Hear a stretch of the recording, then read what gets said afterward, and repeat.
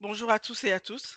Je suis ravie d'être avec vous aujourd'hui pour partager avec vous un travail qui a été fait pendant plusieurs mois par les Togweti Days et son équipe technique EFAMAL Consulting. L'objectif de ce point, c'est de vous présenter ce travail qui a été fait. Je laisserai Yao et Joël aller un peu plus en profondeur après.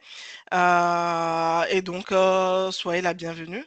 Ensuite, je voulais juste rajouter en préambule de ce point que la prochaine édition des Togweti Days se tiendra les 12 et 13 août 2026 à l'hôtel de février, comme l'année dernière.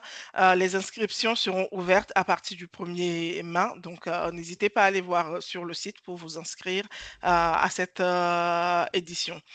Merci. Je vais passer rapidement la parole à Yao pour vous présenter de quoi il s'agit. Merci Fleur. Donc, le panorama des pays de l'Afrique francophone, l'Afrique de l'Ouest francophone, concerne euh, en gros une cartographie des startups, de l'écosystème des startups sur la partie francophone de l'Afrique de l'Ouest. Nous avons pour ce premier panorama travaillé sur l'écosystème de 6 pays, à savoir le Togo, le Bénin, euh, la Côte d'Ivoire, le Sénégal, et la Guinée et la Mauritanie. Parce que le constat qu'on a eu à la première édition des Togo Days, c'est que les startups n'avaient pas une cartographie, enfin, en gros, dans la sous-région en tout cas, la cartographie globale de toutes les startups. Ça, c'était un. Et de deux, les startups avaient un besoin de financement. Mais pour ce besoin de financement, il leur fallait aussi avoir une visibilité, enfin, avoir donné de la visibilité sur ce qu'ils font et aussi par rapport aux investisseurs, d'avoir une visibilité de ce qui est fait dans la sous-région pour pouvoir permettre ce lien entre investisseurs et les startups demandeurs euh, qui ont une demande de financement. Donc, à partir de ce constat, on a pensé à ce panorama pour permettre de faire une cartographie de toutes les startups en passant dans un premier temps par ces 6 pays et aussi permettre quelque part pour que, pas que les startups se comparent, mais pour que toutes les startups puissent avoir une idée de ce que font les autres et de pouvoir se positionner, de pouvoir montrer aux autres ce qu'ils font, mais aussi quelque part de permettre à ceux qui veulent aussi se lancer d'avoir une idée globale de l'écosystème et de pouvoir savoir sur quels aspects ou dans quel domaine ils peuvent aussi se positionner. Donc, je vais passer la parole à Joël pour vous présenter ce qui est fait sur ces 6 pays, les acteurs de l'écosystème aujourd'hui en Afrique de l'Ouest francophone. Joël, tu as la parole. Merci Yao, merci Fleur. Bonjour à tous et à toutes. Et comme l'a dit Yao, on a un MVP à vous présenter. C'est vraiment un MVP. J'aimerais insister sur un aspect. C'est pas le panorama que vous allez voir. C'est pas un outil de classement. Donc clairement, on n'a pas fait de casting pour classer, pour dire telle startup est meilleure que telle autre. Voilà, c'est pas comme ça qu'il faut le voir. Il faut le voir comme un outil qui présente une cartographie de l'existant. Donc c'est assez factuel et un outil qui n'est pas figé dans le marbre, qui va évoluer avec le temps. C'est-à-dire qu'aujourd'hui, vous allez voir des startups qui sont positionnées à un niveau. Demain, s'il y a de nouvelles situations dans la vie de ces startups qui font qu'elles passent à l'échelle, l'outil suivra cette évolution-là. Donc le but aussi, c'est qu'on soit en discussion mutuelle avec les fondeurs, les acteurs de l'écosystème pour avoir l'information en temps réel quand il y a, par exemple, une levée de fonds pour telle ou telle startup, qu'on puisse le renseigner dans l'outil et actualiser. Donc, ce n'est qu'une première version 2026 et on espère en produire des mises à jour tous les ans. Donc, comme l'a dit Yao également, on a fait une projection sur 6 pays. Quand vous rentrez dans l'outil, donc vous avez le titre qui indique que c'est le panorama des startups d'Afrique francophone. Vous avez une belle cartographie qui positionne des boutons orange sur les capitales tout au long du corridor atlantique pour indiquer les 6 pays. Donc là, vous voyez le Togo, bon, c'est écrit Bénin, mais je pense que si je dézoome un peu, ou que si je zoome, vous allez mieux voir le Togo. Voilà.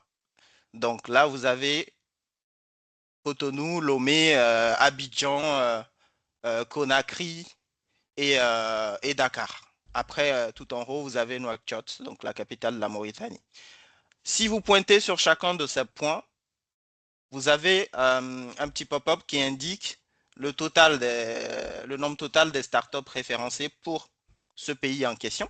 Donc, là, sur le point Dakar, vous avez, concernant le Sénégal, vous avez 30 startups qui sont référencées à ce jour. Voilà, pareil pour la Guinée, on en a 23. Pour Lomé, il y en a 22. Pour le Bénin, il y en a 16 à date. Voilà. Ce sont celles qu'on a répertoriées qui rentrent dans nos critères qu'on a définis. Critères qui ne s'affichent pas ici. Donc, vous pouvez vous approcher de nous pour qu'on ait des échanges beaucoup plus précis en termes de conseils sur nos métriques qu'on a bâties et qui nous permettent justement d'aboutir aux résultats qu'on va vous montrer. À droite, vous avez un petit encart qui indique que le périmètre, il adresse l'exercice 2026, qu'on a 6 pays, donc et au total 134 startups qui sont validées par nos analyses et par nos soins. Et dans tout cet écosystème-là qu'on a cartographié, qu'on a capté, on a une licorne qui se dégage.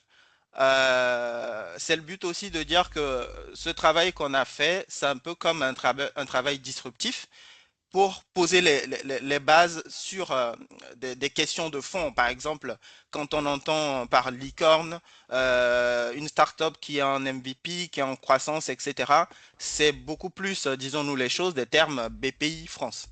Donc, dans le contexte africain, on peut se poser la question de se dire une licorne, à quoi ça correspond. Mais pour nous, nos critères à date qui sont standardisés, référence Wave comme étant une licorne, compte tenu de son envergure, des fonds qu'ils ont levés et aussi du montant de chiffre d'affaires de leur business aujourd'hui. Sachant que Wave, comme vous allez le voir dans le panorama, a créé la première institution financière bancaire qui est une filiale banque de Wave à coût de millions de francs CFA de chiffre d'affaires.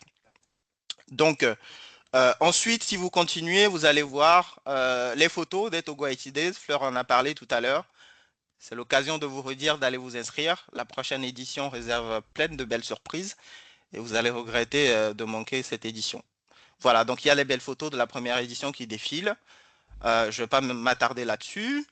Après, vous avez aussi le montant total des levées de fonds qu'on a pu toper à travers des big deals, qui est en magazine par magazine, mais c'est une base de données des levées de fonds qui est payante et qui documente toutes les levées de fonds sur le marché africain.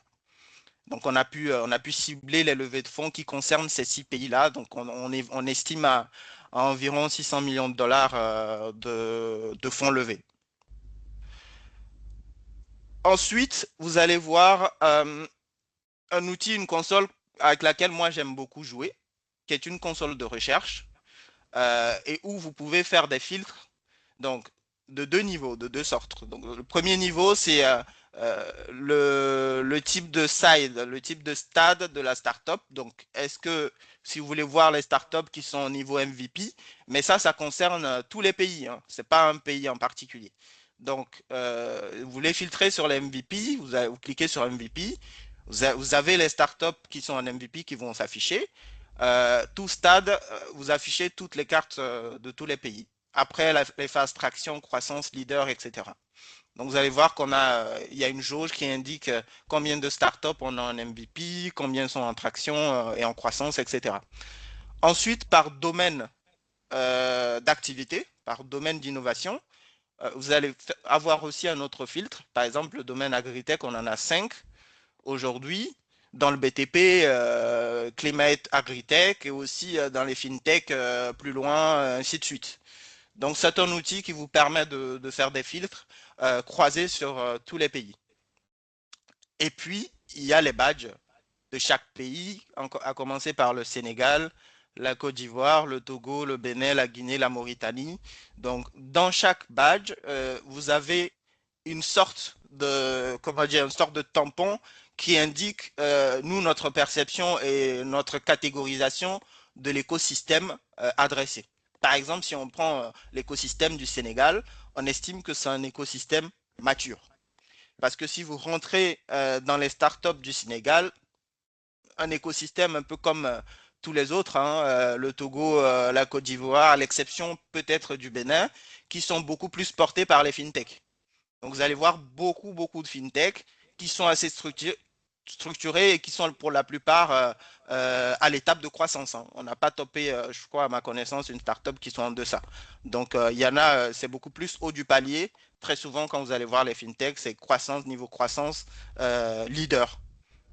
Voilà. Et donc là, vous allez avoir une petite définition du hub. Donc, on considère que le Sénégal, c'est le hub historique de l'UEMOA, qui est un marché mature, j'ai dit tout à l'heure, avec une forte densité des fintechs et aussi de la logistique.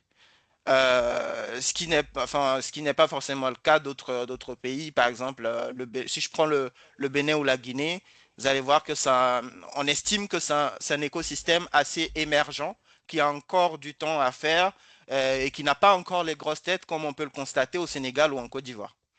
Ensuite, on vous a mis un top 3, mais c'est factuel, encore une fois, ce n'est pas un outil de classement, donc c'est un top 3 par taille, par size. Donc, si on estime, on prend un écosystème typique, on dit, OK, dans ce marché, quelles sont les grosses têtes? Typiquement, on a Wave au Sénégal, on a Jamo en Côte d'Ivoire, on a Gozem au Togo. Voilà, c'est comme ça qu'il faut le prendre et c'est factuel. Voilà. Mais nous, on s'est permis d'aller plus loin dans l'analyse et de se dire, OK, il y a quand même des innovations qui sont des coups de cœur, qui sont chers à Fleur et à nous tous. Et donc, on vous met pour chaque pays quel est le coup de cœur en fonction de l'innovation que nous on pressent. On se dit, ah, c'est un domaine assez inédit, c'est une belle technologie, c'est une belle innovation, donc ça mérite qu'on ait un regard particulier là-dessus. Même s'ils ne font pas partie des grosses têtes, c'est quand même une initiative qui emporte notre coup de cœur. Donc, on a identifié pour chaque pays, par exemple, le Togo, on a Makifa, en Côte d'Ivoire, Tikerama, au Sénégal, on a Wizall Money, on a Go Medical au Bénin, vous allez voir IM Santé en Guinée et Maine, Mauritanie et Nexus, voilà, qui sont nos coups de cœur. Maintenant, je vais vous présenter chaque badge, sachant que le clic que je vais faire, vous pouvez le faire depuis la carte. Donc, si je reviens sur la carte, par exemple, si vous cliquez sur un bouton, par exemple le Togo, hop, vous rentrez directement dans le badge du Togo. Et là, vous allez voir les startups qu'on a référencées. Aujourd'hui, la liste, elle peut évoluer. Voilà, le classement, j'aime pas dire ça, mais les données qu'on a récoltées peuvent évoluer. Elles vont suivre l'évolution de chaque startup finalement. Donc, vous avez Gozem. Ce n'est pas un ordre de classement 1, 2, 3, 4. Non. Donc, considérez pas que c'est un classement.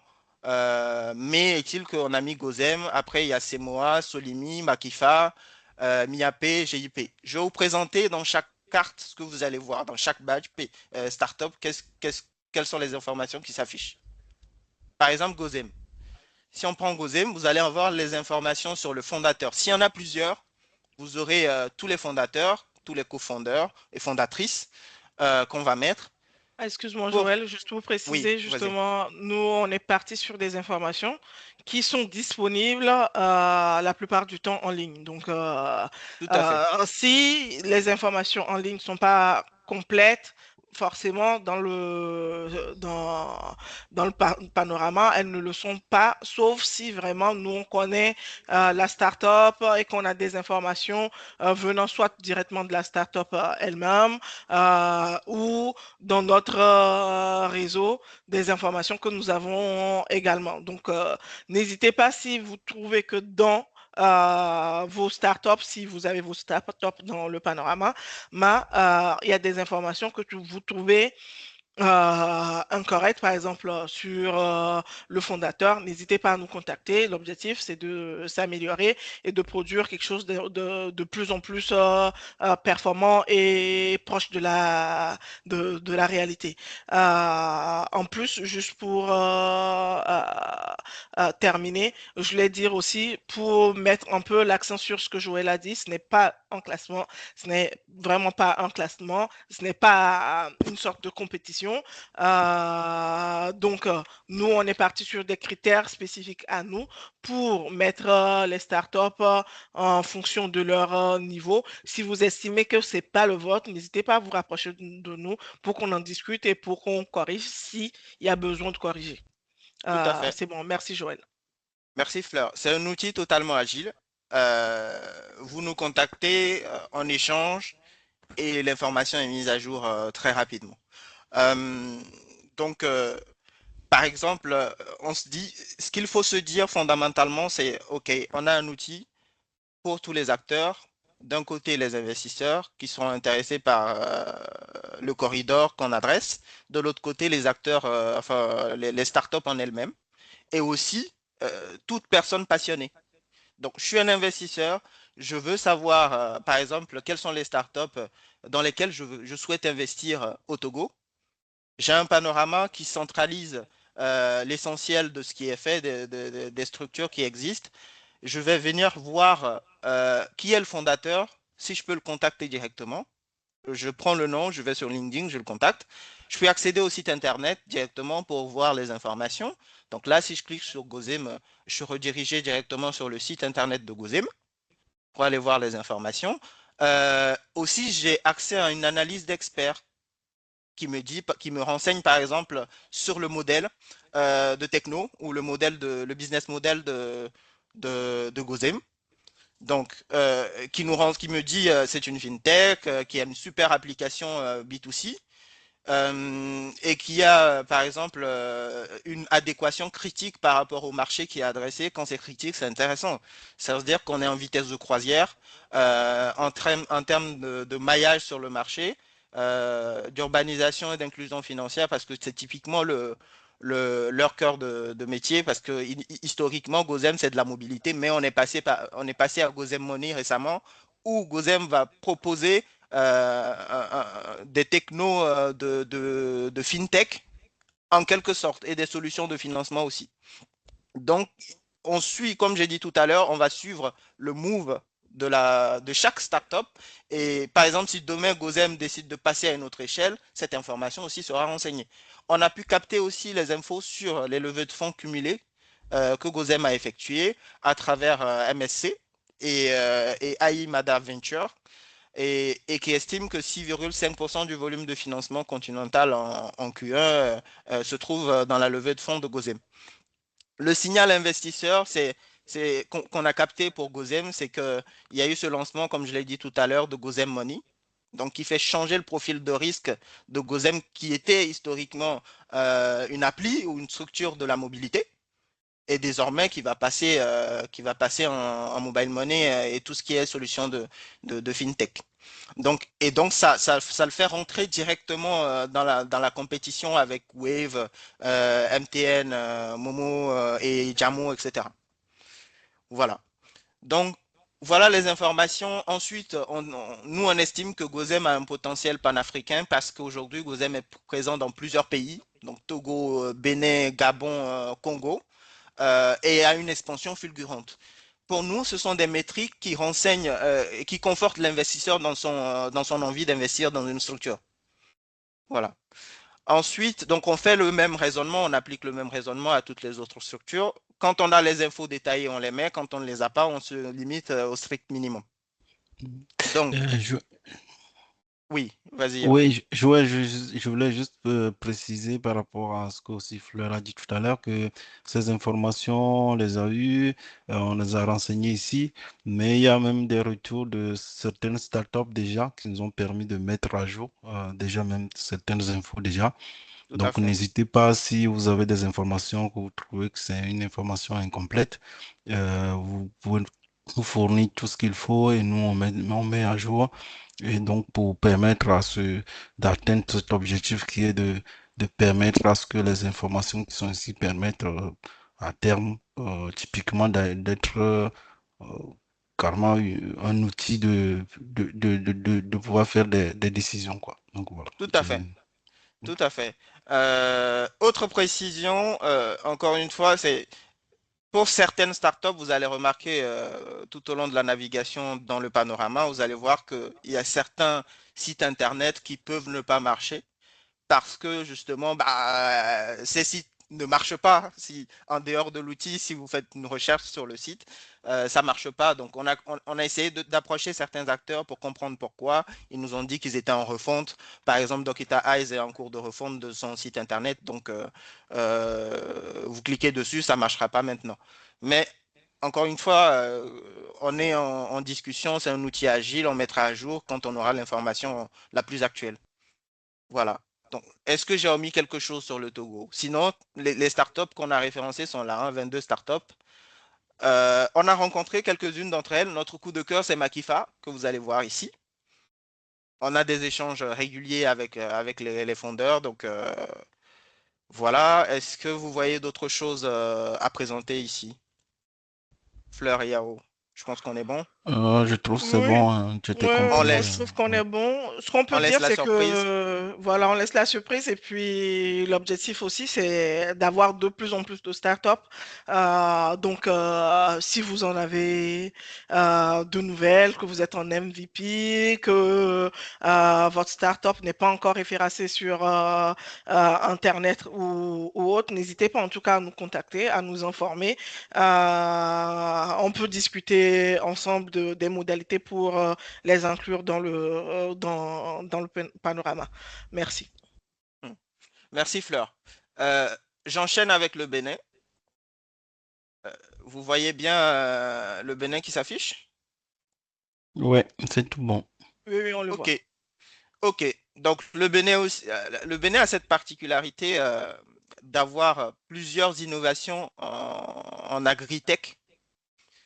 Il y en a trois et qui sont pas mal du tout, qu'on a trouvé très pertinentes. On a BioLife Tech, on a Afrique Real Group et on a Agrosphère.